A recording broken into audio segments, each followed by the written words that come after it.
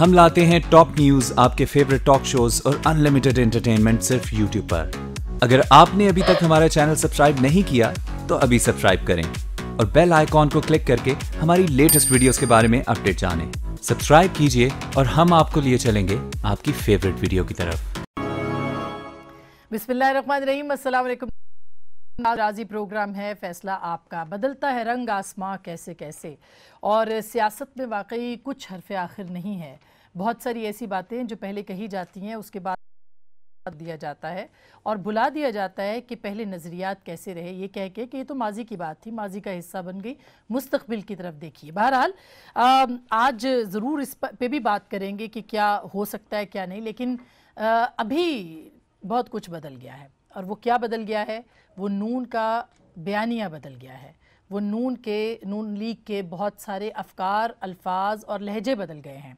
और वो कैसे बदल गए हैं कि कल थी पाकिस्तान मुस्लिम लीग नवाज़ के रहनुमाओं के लहजों के अंदर अदलिया मुखालिफ, उसमें एक बहुत बड़ी तब्दीली आई है। वो बयानिया जो कि काफ़ी अरसे से अदलिया मुखालिफ था, उसमें अचानक यकायक बहुत तब्दीली आई। और कल आपने ये भी तब्दीली देखी होगी कि बड़े अरसे के बाद एक जगह नज़र आया और एक बात करता हुआ दिखाई दिया। मरियम और हमज़ा, खुशाइंद बात है कि वो इकट्ठे हुए, लेकिन उसके पीछे भी शायद कोई बहुत बड़ी तब्दीली है। उसके ऊपर ज़रूर हम आपके साथ बात करेंगे कि वो क्या है। दूसरी तरफ इतने अरसे से पाकिस्तान मुस्लिम लीग नवाज़, ख़ास करके 28 जुलाई के वाक़े के बाद या जो भी फ़ैसला हुआ उसके बाद से 5 जजों को निशाना बना रही थी। क्यों निकाला नैरेटिव के ऊपर बात कर रही थी, जीटी रोड के ऊपर क्यों निकाला ही चलता रहा। अचानक कल जो उसमें तो बहुत से लोग चौंक गए हैं कि ये क्या हुआ है। मैं आपको सुनवाना चाहती हूँ कि सांगला हिल में तब्दीली क्या आई। और पहली बार मरियम नवाज साहिबा, मियां नवाज शरीफ, जो कि पिछले कई दिनों से अदलिया मुखालिफ बयानात दे रहे थे, उनका टारगेट कुछ और हुआ है। जरा सुनिए। ये जरदारी, ये इमरान खान, ये दोनों एक ही सिक्के का नाम है, एक ही सिक्के का। जो नए पाकिस्तान की बात करते हैं, धोखा है अवाम को, धोखा। कंटेनर गालियां निकालने से कोई लीडर नहीं बनता। वज़ीर आज़म के ख्वाब देखने, चोर दरवाजे से साजिशें करने से कोई लीडर नहीं बनता। नवाज शरीफ बनने के लिए बड़े पापड़ बेलने पड़ते हैं। जो वोट आप इमरान खान को दोगे वो जरदारी को जाएगा, जो वोट आप जरदारी को दोगे वो इमरान खान को जाएगा। जरदारी इमरान लाडला कहेगा मैं तुम्हारे वोटों का सौदा कर आया हूं, और एक जो चहीता है वो कहेगा मैं को वोटों से खरीद के आ गया हूं। पहली बार अदलिया के 5 जजों का नाम नहीं आया, क्यों निकाला का नाम नहीं आया। अदलिया मुखालिफ जो बयानात थे, जो कि बहुत तेज़ थे, जो कि बहुत ज़्यादा क्रिटिकल थे, वो भी नहीं आए। ऐसे लगता है कि शहबाज शरीफ जब से सदर बने हैं पाकिस्तान मुस्लिम लीग नवाज़ के, उनका बयानिया बिक रहा है, उनका बयानिया चल रहा है। लगता है ऐसे है जैसे पाकिस्तान मुस्लिम लीग नवाज़ पाकिस्तान मुस्लिम लीग शहबाज में बदल चुकी है। अब ये बयानिया शहबाज शरीफ का है जो कि अदलिया मुखालिफ नहीं है। बहरहाल इसके ऊपर भी हम बात करेंगे। और दूसरी तब्दीली तो आपने थोड़ी देर पहले कराची में देखी, इमरान खान साहब की बगल में आमिर लियाकत हुसैन साहब। और ये तब्दीली भी खुद खान साहब ने कहा कि उनके नज़रिए को आगे बढ़ाने के लिए, मीडिया के लिए आमिर लियाकत की ज़रूरत थी। यानी एक और नज़रिया ज़रूरत जन्म ले चुका है। इसके ऊपर मैं क्या कहूँगी, एक जुमला है बहुत इम्पॉर्टेंट जो कि आप सुनते हैं अक्सर एक सर्फ के इश्तिहार में, एक कंपनी के इश्तिहार में, जिसमें ये कि माजी, ये सच है कि दाग के पीछे एक कहानी है, हर दाग के पीछे। तो बहरहाल हम इसके ऊपर भी बात करेंगे। हमारे साथ जनाब सेंटर फैसल जावेद साहब मौजूद हैं, पाकिस्तान तहरीक मुंतखब सेनेटर हैं, बहुत बहुत शुक्रिया। और नज़रियाती कारकुन हैं ये पाकिस्तान तहरीक इंसाफ के, जब कोई साथ नहीं था तो फैसल जावेद साथ थे, बहुत शुक्रिया।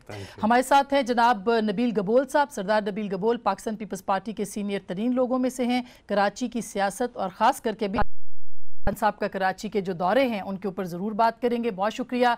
जनाब ज़ईम कादरी साहब अगेन एक बहुत नज़रियाती कारकुन हैं और जाना माना नाम पाकिस्तान मुस्लिम लीग नवाज़ का, हमारे साथ मौजूद हैं लाहौर से, बहुत शुक्रिया। जनाब शाह लतीफ़ साहब अगेन भी हैं, आप मुबस्सिर भी हैं, आप उनसे गुफ्तगू उनकी सुनते हैं, उनसे भी बात करेंगे। सब लोगों का बहुत बहुत शुक्रिया। सबसे पहले फैसल जावेद साहब, पहले तो शुरू करूंगी कराची से।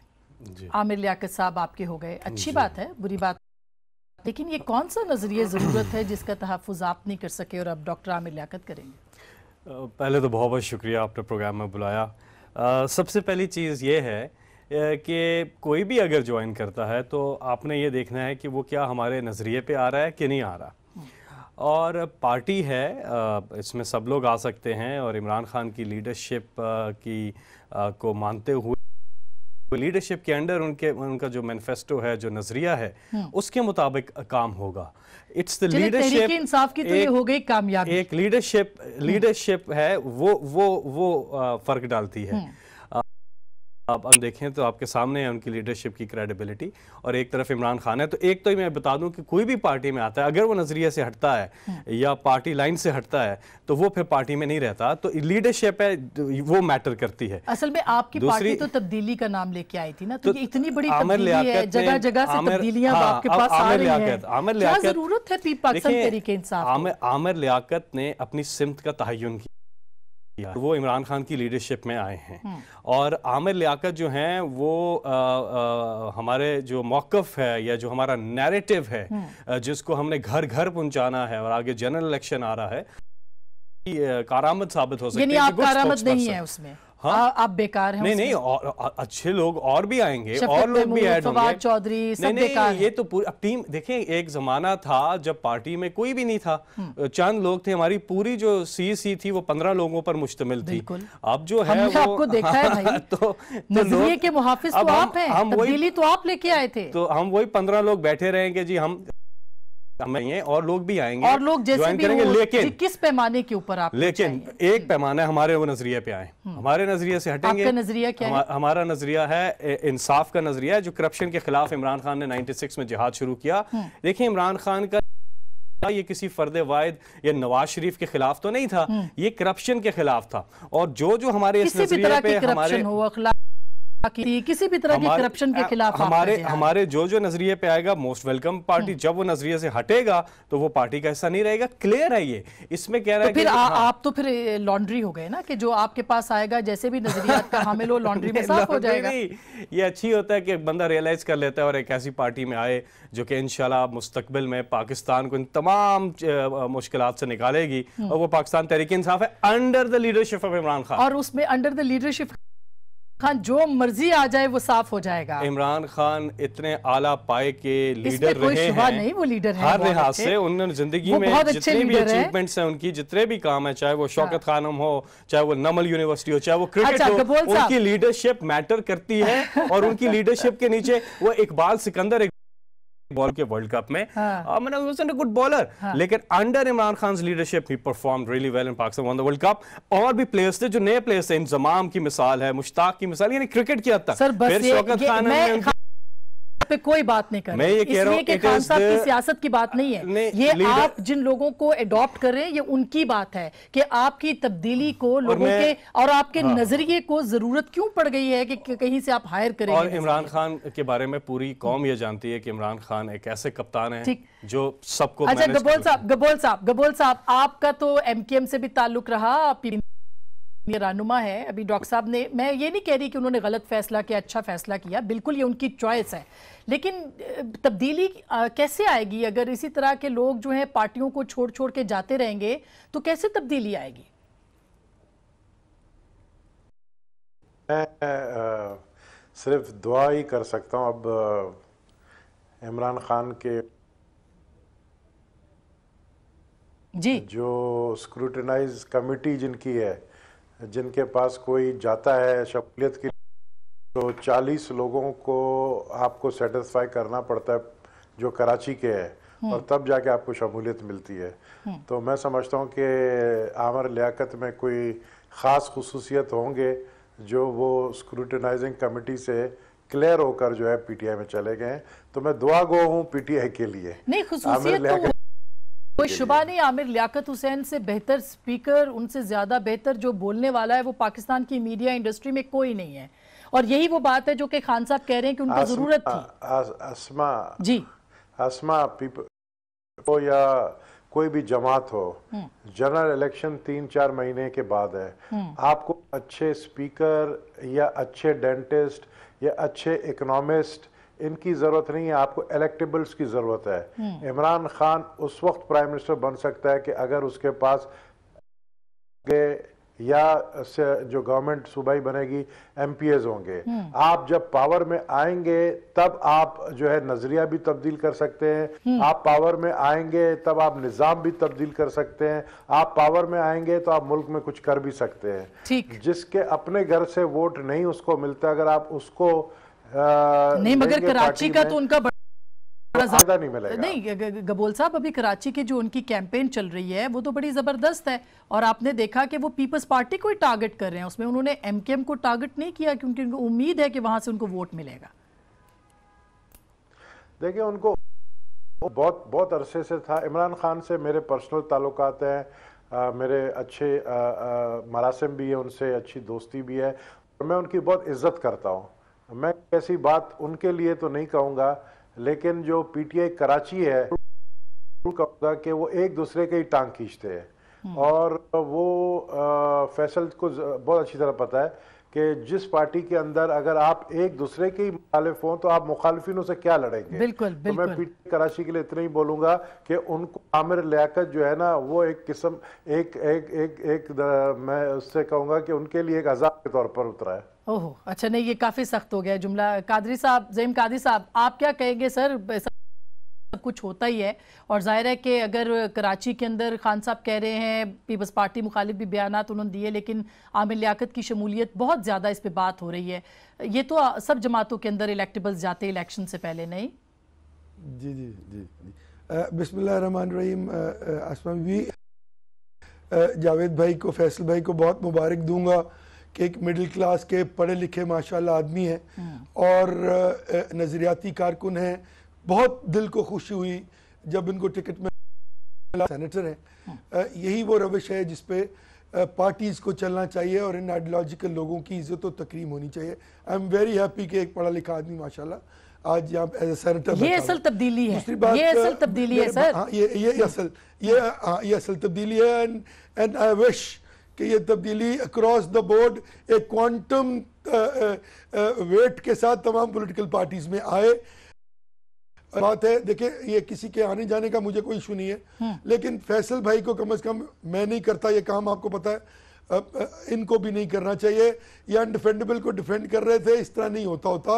ये नहीं करेंगे तो इनकी आइडियोलॉजिकल ग्राउंड मजबूत होंगी। मेरे भाई है, इसलिए मैं मशवरा दे रहा हूँ। पार्टीज में ये होता रहता है, लेकिन अपने आप को अपनी जगह पर रखना चाहिए। 2, किसी के आने जाने से किसी को फर्क नहीं पड़ेगा। नबील भाई ने सही कहा, इलेक्टेबल, अब कौन कितना इलेक्टेबल है, कितनी वर्थ है, वो तो वक्त बताएगा। पॉलिटिकल पार्टीज में लोग आते रहते हैं, लेकिन उसको क्लेम ये करना कि ये ड्राई क्लीनिंग सेंटर है और जो भी आएगा वो बेहतरीन आदमी है, इसमें मेरा एहतजाज है। मेरी पार्टी में जो लोग बाहर से आए हैं, मुझसे आप अभी सवाल पूछ लें, मैं वाज़ेह तौर पे कह दूंगा मैं तो इसको। तो अर्ज ये है कि हमें आइडियोलॉजिकल कारकुनों को अपनी अपनी जगह पर, बिल्कुल इसमें कोई शुबा नहीं, उसके ऊपर सर उसके ऊपर तो आपकी जमात को भी अमल करना चाहिए, मगर आपकी जमात भी जितना अमल कर रही है उस पर बात करते हैं। शाहिद लतीफ साहब, मैं आऊंगी आपके पास, फिर आऊंगी आपके पास। शाहिद लतीफ साहब, आप क्या कहेंगे? अभी जो इलेक्शन का दौरा हो गया है शुरू, और इसमें नैरेटिव्स बन रहे हैं, इसमें कराची की लोकल पॉलिटिक्स है, डोमेस्टिक पॉलिटिक्स है, इलेक्टेबल्स की पॉलिटिक्स है, ये कितनी कामयाब करेगी, और खास करके उन जमातों को जो तब्दीली का। शाहिद लतीफ साहब, देखिए, बात ये है कि इमरान खान साहब जो हैं, पीटीआई को अब 20 साल से भी ज्यादा हो गए। बिल्कुल इसमें कोई दो राय नहीं कि शुरू में उन्होंने तब्दीली की बात की और पार्टी के अंदर उन्होंने यूथ को इंडक्ट किया, नौजवानों की पार्टी का जिक्र किया गया। मैं समझता हूँ वक्त के साथ साथ उन्हें एहसास हुआ कि आइडियलिज्म में और रियलिज्म में फ़र्क है, और रियलिज्म जो है वो तभी आपके सामने आता है जब आप उसको फेस करते हैं और आपको अंदाज़ा होता है वक्त के साथ साथ कि जो रियलिटीज़ हैं, जो हक़ाइक़ हैं, वो शायद वो जो आपके अज़ाइम हैं, जिनको आप आइडियलिज्म कहते हैं, वो उनसे मुख्तलिफ हैं। उसके मुताबिक फिर तब्दीलियां भी होती हैं, और ये जो इलेक्टेबल्स वाला मामला है, मैं समझता हूँ कि ये उनका हक है, क्योंकि पाकिस्तान में कल्चर ही यही है कि आपकी पार्टी में इलेक्टेबल्स होंगे तो आपको वोट मिलेंगे। सर उनका बिल्कुल हक है, लेकिन वो नारा तो ये लेके आए हैं ना कि नोटों की जो सियासत है उसको खत्म हो जाना चाहिए। खैर ये आप इस पे तबसरा जरूर करें, इसका बेहतर जवाब तो फैसल जावेद ही देंगे। मगर ओवरऑल पॉलिटिक्स में भी तब्दीली आ रही है, जो PMLN का नैरेटिव है वो भी बदल गया है। तब्दीली की बात कर रहे हैं ना, वो भी काफी बदल गया है, उसके पीछे क्या राज है? नहीं, इसीलिए मैं कह रहा हूं ना कि ये जो बातों वाकयात हैं वो फिर आपके नजरियों को और आपके जो बयानिए हैं उनमें तब्दीली पैदा करते हैं। और इसका हक अवाम को है कि जो आपने अपने नजरियात में और अपने बयानिए में तब्दीली की है, हक वो अवाम को कितनी मकबूल नजर आई है और अवाम को कितनी वो एक्सेप्टेबल है। तो मैं समझता हूं कि ये जैसे हर एक कोई कहता है कि अब ये इलेक्शंस इसका फैसला करेंगे। करते के इलेक्शन साफ और शफाफ हुए, जिसको हम जमहूरियत का हुस्न कहते हैं, वही फैसला करेंगे कि आपने जो हकाइक की बुनियाद पर अपने नजरियात में तब्दीली वो कितनी है। नज़ीम कादरी साहब आप बताइए, क्योंकि जो 5-6 महीनों से हम आपका नैरेटिव सुन रहे थे उसमें भी तब्दीली आ गई है। कल जो हमने सांगला हिल में देखा आपका जलसा, उसके अंदर पूरे जलसे के अंदर अदलिया मुखालिफ एक बयान भी नहीं था, जो खुशाइंद बात है। लेकिन इस तब्दीली के पीछे क्या है सर? देखिए आसमा, एक तो बड़ी वाज़ेह बात है कि हमारा जो नैरेटिव है कि वोट के तकद्दुस को बहाल करना है, वोट को इज्जत दो, बेसिक पॉलिटिकल इंफ्रास्ट्रक्चर की बात करते हैं, उन रिफॉर्म्स की बात करते हैं जहाँ पे आइडियोलॉजिकली पॉलिटिक्स को मजीद मुस्तहकम करने की बात की जाए। यकीनन हम आज भी वहीं खड़े हैं और इसमें कभी तब्दीली नहीं आ सकती। नैरेटिव वही होगा, नवाज शरीफ का होगा, और मुस्लिम लीग नून नवाज शरीफ से ही मुंसलिक है। शहबाज शरीफ साहब को ज़रूर सदर बनाया गया है और वो now he is in the driving seat. यकीनन वो वक्त की एक मजबूरी थी और एक वक्त का जो है रिक्वायरमेंट थी, बिकॉज जो फैसले आए उनकी वजह से मियां नवाज शरीफ साहब का सदर रहना नामुमकिन था। लेकिन जो हम नैरेटिव वोट के तकद्दुस की बात करें, नैरेटिव आपका वो नवाज शरीफ का था, लेकिन कल उसके अंदर जी आप कंप्लीट कर लें जी, फिर मैं ब्रेक पे जाऊं।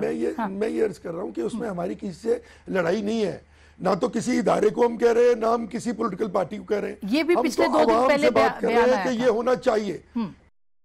सर ये भी 2 दिन पहले बयान आया था कि अब हम इदारों के साथ लड़ाई नहीं चाहते। एक छोटी सी मैं ब्रेक लूंगी, ब्रेक के बाद इसके ऊपर जुड़ने के इदारों में लड़ाई नहीं चाहते। और फिर कल जो तकरीरें की उसमें एक भी अदलिया मुखालिफ बयान नहीं दिया। कि कोई तब्दीली आ रही है, इस तब्दीली के पीछे कुछ और है, क्या कहेंगे आप?